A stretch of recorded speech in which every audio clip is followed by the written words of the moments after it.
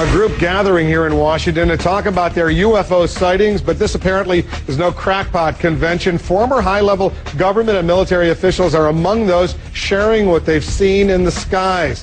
Our national correspondent Gary Tuckman is here. He's watching all of this unfold. So what's this conference, Gary, all about? Well, Wolf, it's most interesting. A panel discussion within the Beltway about what might be taking place in the Milky Way and beyond. Have extraterrestrials visit us here on Earth? Well, 14 men from 7 different countries participated in a panel discussion to describe why they believe UFOs have visited Earth.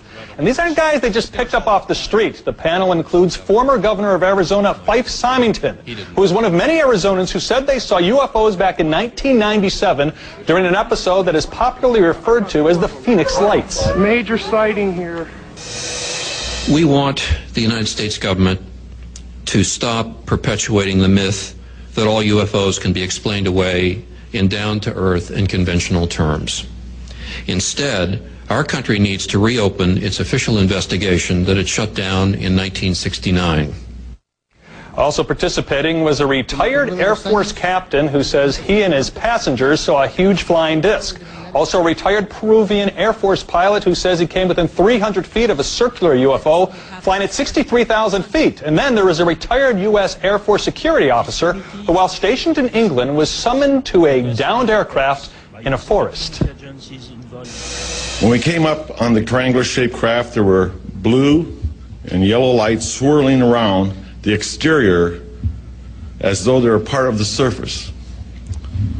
The air around us was electrically charged, and we could feel it on our clothes, our skin, and our hair.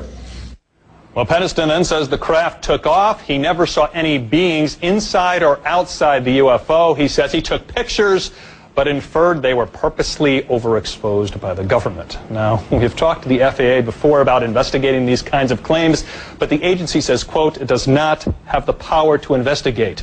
We've covered a few of these kinds of stories before, Wolf, and one thing that we always mention to the enthusiasts is if one of these craft came down on Earth and did an interview with one of us, the debate would be over. But that hasn't happened yet. Hasn't happened yet, but there's, who knows? Could happen. Gary, thanks very much for that report. By the way, there have even been some UFO sightings reported right here in the nation's capital. There was a flurry of them back in July of 1952 when the Air Force investigated but was never able to solve or prove anything. Take a look at these headlines. Aerial what's its buzz? D.C. again. Air Force after D.C. saucers, jets ready to chase lights, jets ordered to hunt down flying saucers. There was a lot of hype, a lot of excitement back in 1952.